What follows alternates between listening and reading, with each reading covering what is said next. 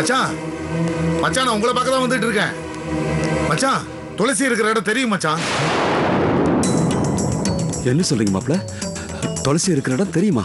இனிமே இந்த துளசியோட நீங்க அலைய வேண்டாம். பழைய மாதிரி உங்க பொண்ணு துளசியோட நீங்க சந்தோஷமா இருக்கலாம். வாங்க மச்சான். எங்க? எங்க வீட்டுக்கு போலாம் மச்சான். அநேகமா எந்நேரம் செல்வா துளசியோட வந்திருப்பான். அப்படி இல்லைன்னா அவ இருக்கிற இடத்த தெரிஞ்சிட்டாவது வந்திருப்பான்.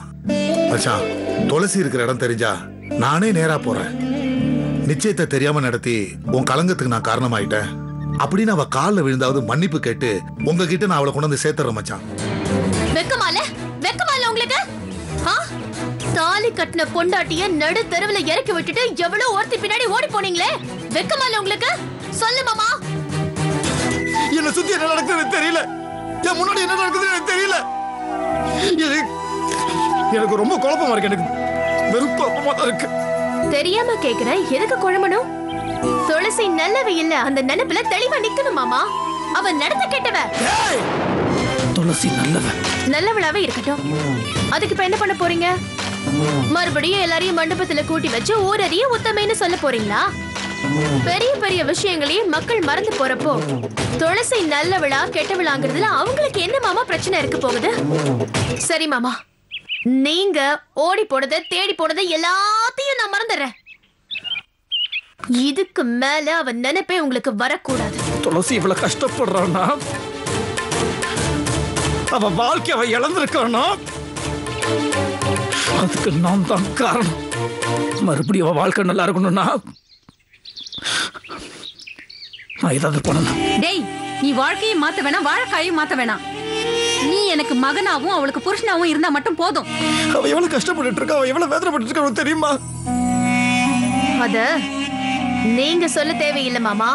அவ எவ்வளவு வேதனையில இருக்கான்னு சொல்லி நான் அதையும் நேர்ல போய் பாக்குறோம். அவ அட்ரஸ் கொடுங்க. ஆமாடா, அவ அட்ரஸ் கொடு. நாங்க 2 பேரும் போய் அவகிட்ட நறுக்குன்னு 4 வார்த்தை நாக்க புடிங்கிட்டு சாகுற மாதிரி கேட்டுட்டு வந்துடுறோம். நீங்க 2 பேரும் தப்பா நினைக்கிறது துளசி. என்ன சொன்னா தெரியுமா? கண்டதெல்லாம் போட்டு மனசை குழப்பிக்காதீங்க. என் தங்கச்சி சந்தோஷமா வச்சு காப்பாத்துங்கன்னு சொன்னா.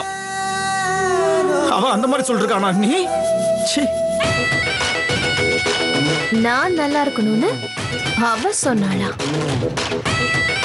அத நம்ப நாம என்ன பைத்தியமா? மறைக்கிறாரு அத்தை. அங்க பேசின பேச்சு நம்ம கிட்ட சொல்லாம மறைக்கிறாரு. அவன் எதை மறைச்சா என்ன? நீதான் அவனோட ஒரே மனைவி. நடுவுல அவளை வர விட்டுருவனா என்ன? அவ வருவான்னு ஜோசிக்காரன் சொல்லி தொலைச்சிருக்கானே. சொன்னது சொன்னதாவே இருக்கட்டும். அடுத்து என்ன பண்ண போறேன்னு பாருங்க. அவ மறைச்சா சரி, அந்த காப்பகத்தை நிர்வாகம் பண்றாளே பாரதி, அவையே நம்ம கிட்ட மறைச்சா.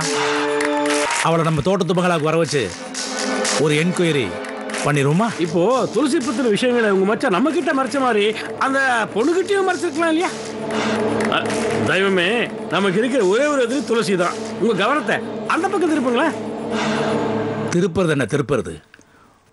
இதுக்கு மேல தீர்த்து கட்ட வேண்டியதான். மாசி வந்துகிட்டே இருக்கான்ல, சுடல தெய்வமே. மாப்பிள்ளை இன்னைக்கு ஊர்ல இல்ல, வீட்டில் இருக்க எல்லாரையும் வெளியே அனுப்பிட்டேன். மாசி நேர இங்கதான் வர்றான். என் சிக்கலும் தீர்ந்தாச்சு. நாளைக்கு வர்ற பிரசன்னா துளசியோட உயிரில்லாத உடம்பத்தான் பார்ப்பான்.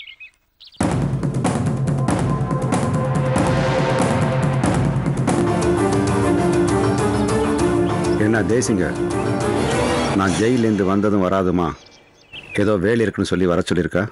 என் முகத்துக்கு நேர பேர் சொல்லி கூப்பிட்ற ஒரே ஆளு நீதான் மாசி. இதை நீ பல முறை என்கிட்ட சொல்லியாச்சு. என்ன வேலை சொல்லும்? நீயும் இதை பல முறை சொல்லியிருக்க. எத்தனை பேரை குளிக்கல இறக்கணும்? ஒரே ஒருத்திய, இவளை.